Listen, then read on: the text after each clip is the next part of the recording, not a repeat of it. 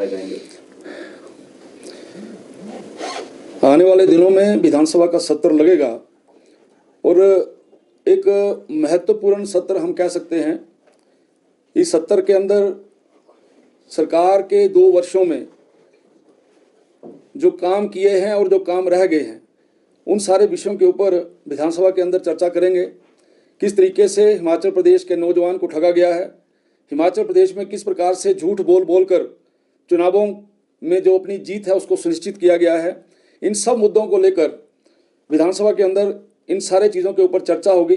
हिमाचल प्रदेश के अंदर पिछले दिनों लगातार सारे के सारे जंगल जल गए हैं और इन जंगलों के जलने के कारण से हिमाचल प्रदेश को अरबों रुपए की क्षति हुई है। इन सारे मुद्दों के ऊपर भी डिस्कशन लेंगे। एक महत्वपूर्ण मुद्दा जो मैं आपके ध्यान में भी लाना चाहता हूं और उसको हम विधानसभा के सत्र में भी लेंगे कि मैं माननीय मुख्यमंत्री जी से ये प्रश्न भी करना चाहता हूं कि उनकी आंखों के सामने किस प्रकार से कुछ जो प्रोजेक्ट्स हैं उन प्रोजेक्ट्स के बारे में मैं चर्चा करना चाहता हूं। आईपीएच मंत्री जी ने मंत्री बनने के बाद सबसे पहले ये बोला था कि जो टेंडर किए गए हैं और एक उसमें से टेंडर जो कि 200 करोड़ रुपए का टेंडर था और वो 200 करोड़ रुपए का टेंडर हमीरपुर के बड़सर विधानसभा क्षेत्र के अंदर लगने वाली स्कीम का था।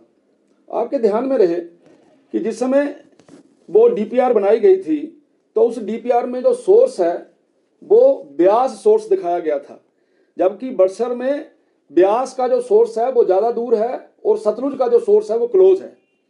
200 करोड़ का टेंडर हो गया उस ब्यास नदी के ऊपर से प्रोजेक्ट लाने के लिए, लेकिन उसके बाद जब ये पाया गया कि हमारे तो सोर्स पास में है तो उस स्कीम को बदला गया, उस स्कीम को फिर दोबारा से सतलुज के ऊपर किया गया। लेकिन दुर्भाग्य का विषय है कि मंत्री महोदय ये कहते रहे कि 200 करोड़ के टेंडर को रद्द कर दिया जाएगा और दोबारा से टेंडर किया जाएगा, लेकिन मैं आपके ध्यान में लाना चाहता हूं उसी कंपनी को वो टेंडर जो है वो दे दिया गया, क्योंकि उस टेंडर के लिए जो पैसा आया था वो 131 करोड़ था।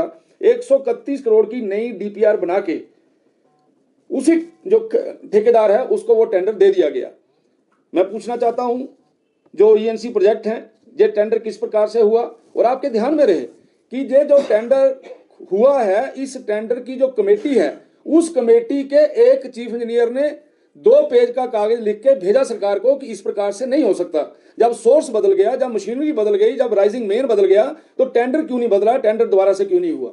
बहुत बड़ा जानकारी का विषय है। मैं तो चाहूंगा सरकार इसको अपने इस विषय को अपने तरीके से विजिलेंस के पास दे, नहीं तो हमें इस विषय को जो है वो ईडी के पास, सीबीआई के पास देना पड़ेगा। बहुत बड़ा घोटाला जो है ये सामने नजर आ रहा है। बड़सर वाली स्कीम का पूरा नाम क्या होगा? बड़सर वाली स्कीम का होगा जी इम्प्रूवमेंट, क्या नाम है, water supply.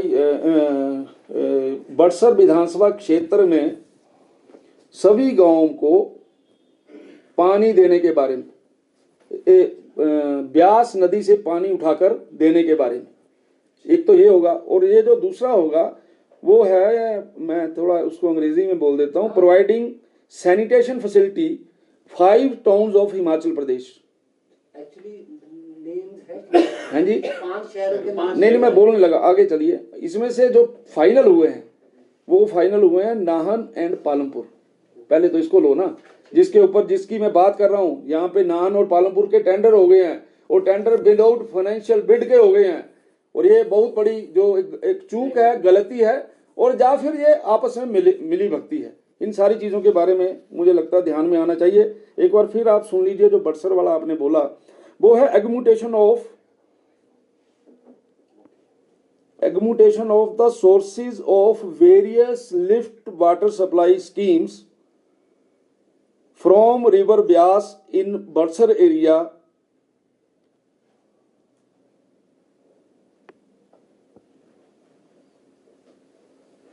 With the help of NDB, bank का नाम है।